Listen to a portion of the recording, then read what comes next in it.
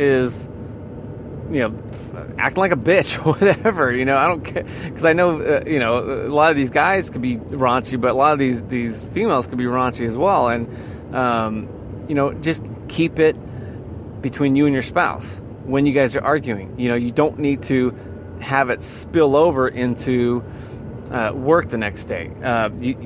If you're having trouble at work, you don't need to bring that home to your spouse. If your kids are being a pain in the ass and not cleaning their room, in fact, I told you 5 times to clean your room yesterday and you still didn't clean your room, but that's on a personal level. You need to keep that between you and your kids, and sometimes you'll hear me complain about it, but I try not to for the sake of complaining.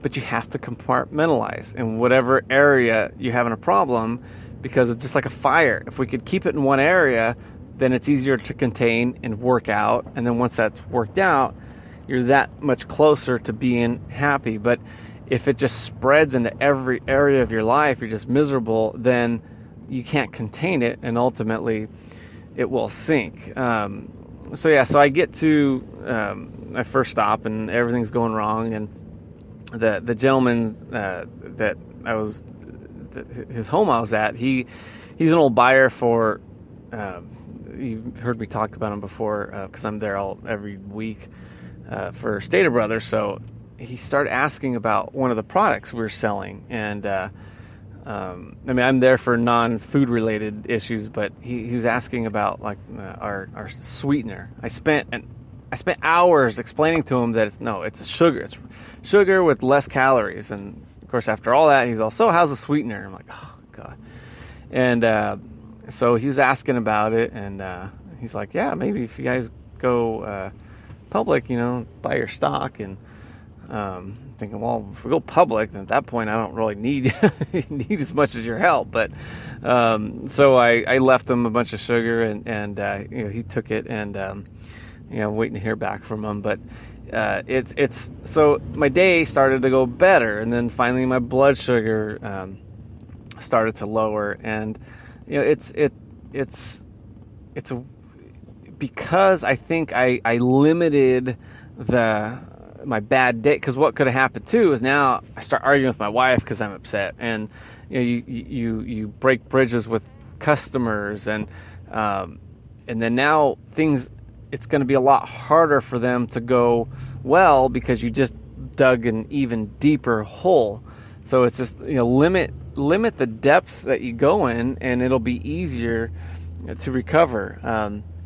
I know it's a hard thing to do, but you kind of have to do it. But today, started out much better.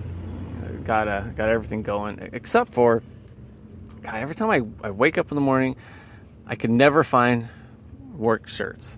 Just, ugh. So the only shirts I have, it's kind of my go-to, is I have I'm going through all my drawers, couldn't find any. Going through the closet, couldn't find any. And I have these shirts that are too small, and they're always clean, but they're clean because I don't wear them. And so I'm like, oh God, that's my last resort, So I put the shirt on, and it's so tight.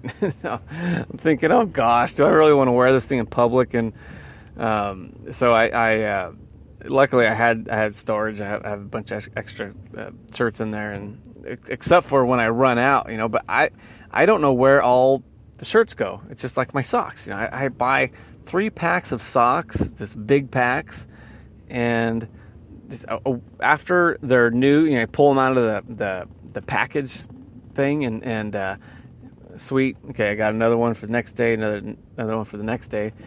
But then once they go through one cycle in the laundry, all of a sudden I'm looking for socks. I don't know what goes on or how other people do it, but I feel like I'm the only person that has this problem, that I'll buy, literally buy like 2 dozen socks, and it's great for a week, and then I'm already having to come up with more plans and come up with other socks. And the same thing with shirts is I've had probably the last year a dozen shirts, and now it's like I'm just fighting for a clean shirt. So other than that, my day was fine. But what is it with this stuff just getting lost like that? And I always think, how do these big companies do it with the uniforms and everything else? And here I can't do it with just my stupid socks and shirts. Which reminds me, I gotta go to a swap meet or something and pick up more stuff. I know I hear advertised all the time. It's Tommy John's. I'm gonna try it because they got new socks, and they say that like the end of the sock, there's like rubber or something to where it won't slide down. The same thing with the underwear and everything else.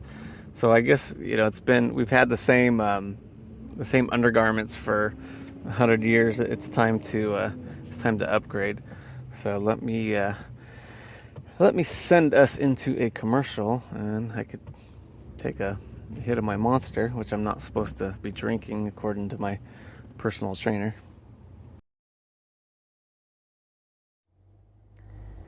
Hey everybody, go to next-sugar.com to get your real sugar with half the calories, or up to half the calories. Sometimes it may be in the 40 percentile. Get your ketogenic diet going, and that's one way to get it going. If you don't want to do it, buy it for somebody that you care about, because sometimes people just need that kickstart, and it may just be a box or a bag of Next Sugar. Also, you can bake with it. And check me out on a daily podcast on Instagram. I'm going to be posting some stuff every day, just kind of little teasers to get other people going. And eventually we will get the website going. It's adailypodcast.com. But be patient, very patient, because it's me building it. And my big IT team that consists of my wife right now are working on it arduously as we speak. Well, right now she's probably watching the Bees movie with the kids right now. But I'm certain as soon as she's done with that, I'm sure she'll get right on it. Anyway, I know she listens, so I could poke fun. All right, guys. We'll get back to whatever exciting stuff I'm talking about.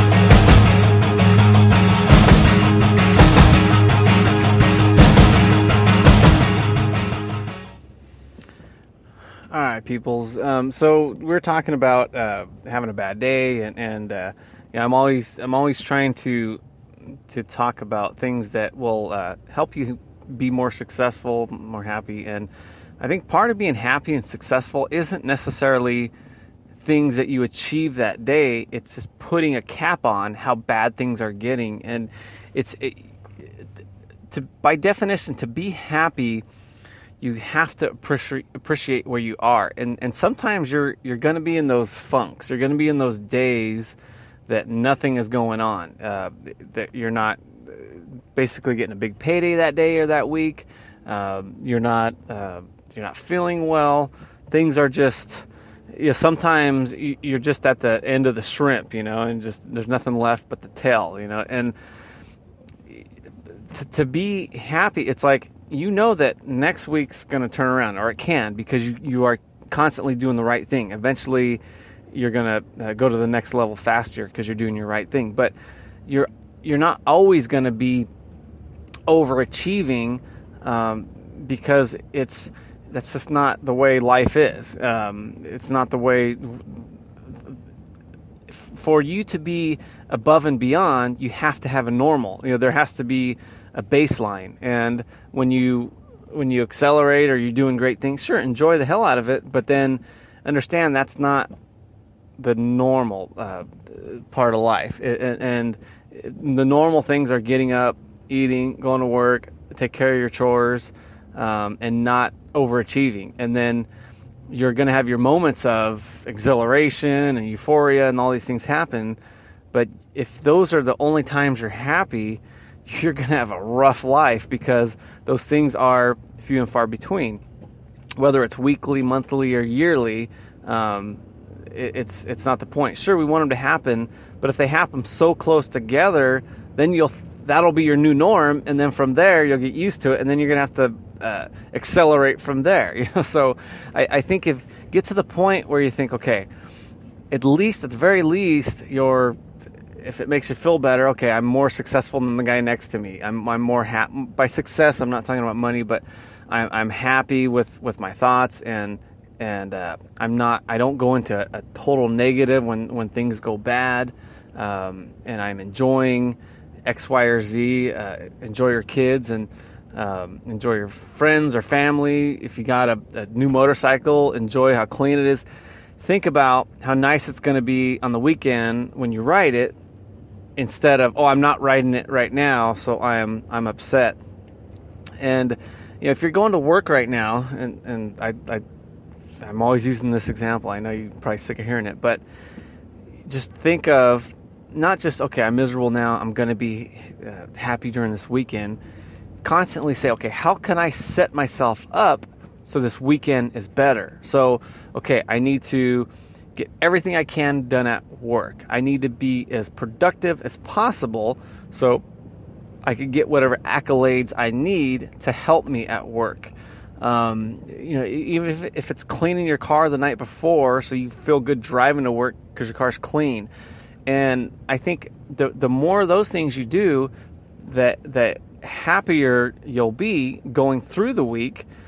And sometimes you'll enjoy work and your Monday through Friday a lot more. So you'll enjoy your weekends more because you don't dread Monday as much, because it's a softer landing. It's not like, to hell with Monday through Friday.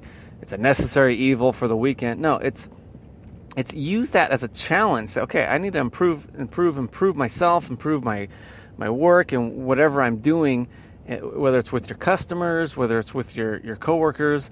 And then, because you are spending most of your time at work, and if you can make it to where you're almost enjoying your Monday through Friday as much as your weekend, again, not because it's total euphoria, it's just because there's these small little moral victories, you're on your way to being more successful. And think about it, it's you're dealing with yourself. It's like beating yourself in golf. You when you're playing, it's just, when you're not usually trying to beat the guy next to you, you just want to hit a good shot.